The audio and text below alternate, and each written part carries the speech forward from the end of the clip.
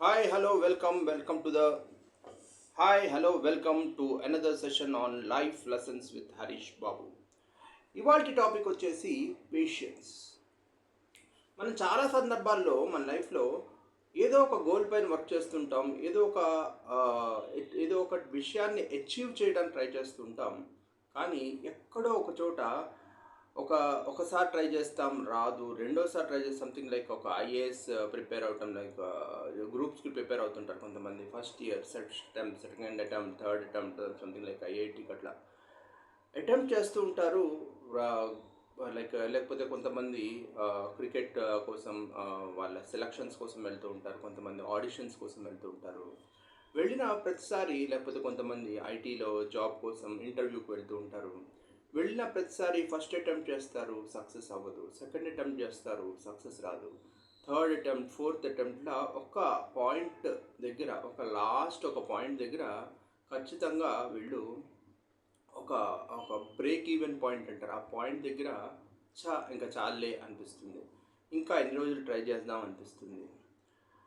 మామూలు సగటు మనిషికి ఒక లెజెండ్కి ఉన్న తేడా అక్కడే వస్తుంది. ఒక లెజెండ్ ఏమని ఆలోచిస్తాడంటే, నేను ఎంత నేను చాలా ఒక సూపర్ స్టార్ని, నాకంటే మించిన వాళ్ళు ఎవరు లేరు, this is just a bad time, ఈ బ్యాడ్ టైం వెళ్ళిపోతే గుడ్ టైం వస్తుంది అని ఆలోచిస్తాడు. ఒక లెజెండ్కి నార్మల్ పర్సన్కి అక్కడే తేడా వస్తుంది. మీరు సపోజ్ ఫర్ ఎగ్జాంపుల్ సల్మాన్ ఖాన్ని తీసుకోండి. చేసిన ఫస్ట్ ఫిల్మే సూపర్ డూపర్ హిట్, మైనే ప్యార్ కియా అని చెప్పి ఒక 1 year దాకా ఆడేసింది. ఆ తర్వాత చూసుకుంటే దాదాపు ఒక్క సినిమాతోటి అతనికి 10 సినిమాల దాకా ఆఫర్స్ వచ్చినాయి, వరుసగా అన్ని సినిమాలు చేశాడు. కానీ ఆ ఏ సినిమా కూడా ఆడలేదు. దాదాపు 2 నుంచి 3 ఏళ్ల పాటు ఒక్క సినిమా కూడా హిట్ లేకుండా ఉండాల్సి వచ్చింది. కానీ తను చేసే పనిని తను ఆపలేదు, తన మీద తన నమ్మకాన్ని కోల్పోలేదు, తను తను డిప్రెస్ అవ్వలేదు. కంటిన్యూస్గా తన వర్క్ తను చేసుకుంటూ పోయాడు. 3 ఏళ్ల తర్వాత ఒక హిట్ కొట్టింది. ఆ తర్వాత అది 5 ఏళ్ల పాటు వాడుతూనే ఉంది, ఆ సినిమా ఆడుతూనే ఉంది, హమ్ ఆప్కే హై కౌన్ అని చెప్పి. ఇలాగే మనకి మున్నాబా ఎంబీబీఎస్లో మనకి బోమన్ ఇరానీ అనే కొత్త నటుడు పరిచయం అయ్యాడు. ఇతను మీరు చూసుకుంటే మామూలుగా సాధారణంగా ఏ యాక్టర్ అయినా సరే ఒక 20 years, 20-25 years మధ్యలో నేను ఒక యాక్టర్ అవుతానని చెప్పి అటెంప్ట్ స్టార్ట్ చేస్తూ ఉంటాడు. 25 నుంచి 30 yearsకి వచ్చేసరికి అతని అటెంప్ట్స్ అన్ని మానేసి ఇంకా అవ్వదులే అని చెప్పేసి మానేస్తాడు. కానీ బోమన్ ఇరానీది సపరేట్ స్టోరీ. తను లైఫ్లో తను చేయని జాబ్ అంటూ లేదు. ఒక బేకరీ నడిపించడమే కానీ, లేకపోతే ఒక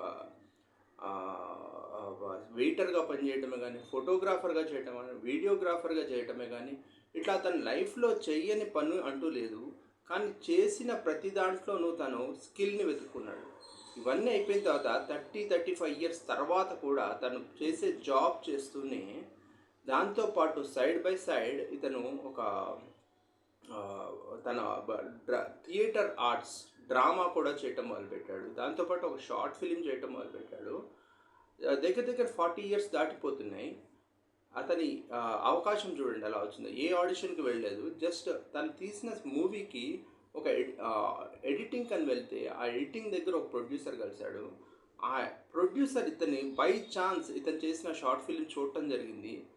ఇమ్మీడియట్గా ఇతని యాక్టింగ్ నచ్చి అక్కడికక్కడ తను తీయబోయే సినిమా ఏదో తెలియకుండానే ఇతనికి 2 lakhs చెక్ ఇచ్చి, తర్వాత మొన్నాబా ఎంబీబీఎస్ లాంటి సినిమాల్లో 1 crore పైన రెమ్యూనరేషన్ తీసుకునే యాక్టర్స్లో ఇతను కూడా ఒకరయ్యారు.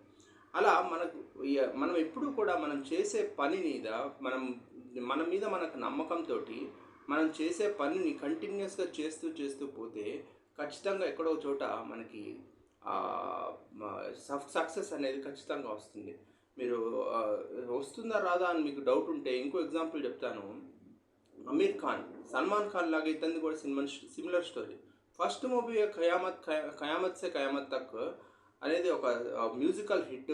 ఎన్ని రోజులంటే అన్ని రోజులు ఆడేసింది. దాంతో ఇతనికి కూడా 10-20 సినిమాలు వచ్చేసినాయి. ఆ 10-20 సినిమాల్లో ఏవి కూడా అంత బాగా ఆడలేదు. ఆ తర్వాత మళ్ళీ ఎప్పుడైతే దిల్, లేకపోతే జోజితా సికందర్ లాంటి సినిమాలు వచ్చినాయో ఇతనికి ఒక చాక్లెట్ బాయ్ ఇమేజ్ వచ్చింది. ఆ తర్వాత టైమ్స్లో ఆ చాక్లెట్ బాయ్ ఇమేజ్ నుంచి కూడా బయటపడిపోయి గులాం లాంటి సినిమాలు చేసి, తర్వాత లగాన్ లాంటి సినిమాలు చేసి ఒక వైవిధ్యభరితమైన యాక్టర్గా తన పేరు తెచ్చుకున్నాడు.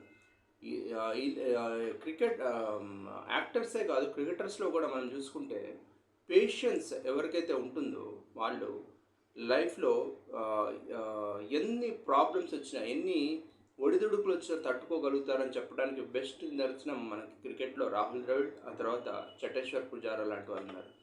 ఒక పక్క వికెట్లు పడుతూ ఉంటే, టెస్ట్ క్రికెట్లో వికెట్లు పడుతూ ఉన్న పిచ్ పైన కూడా దాదాపు 500 బాల్ పాటు ఆడి తన వికెట్ కోల్పోకుండా తన జట్టుని కాపాడినటువంటి క్రికెటర్స్ ద్రవిడ్ అండ్ చటేశ్వర్ పుజారా లాంటి వాళ్ళు.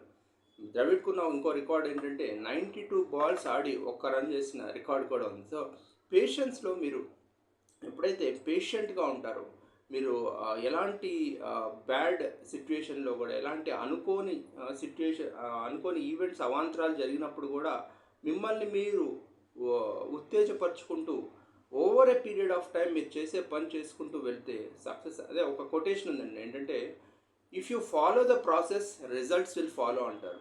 మీరు ఏదైతే మీరు ఎఫర్ట్స్ ఏవైతే ఉంటాయో మీరు అవి చేసుకుంటూ వెళ్తే రిజల్ట్స్ ఫాలో అవ్వాల్సిందే, ఖచ్చితంగా రిజల్ట్ రావాల్సిందే, అందులో ఎలాంటి డౌట్ లేదు. కాకపోతే ఎప్పుడు వస్తుంది అనేది మాత్రం క్వశ్చన్ మార్క్.